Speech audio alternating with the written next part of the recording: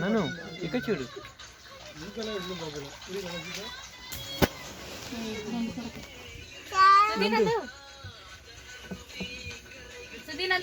పైన ఇగోడు పడేటట్టుది.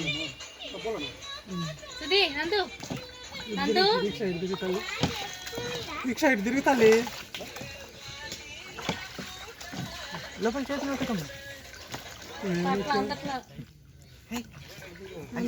వాటర్ నన్ను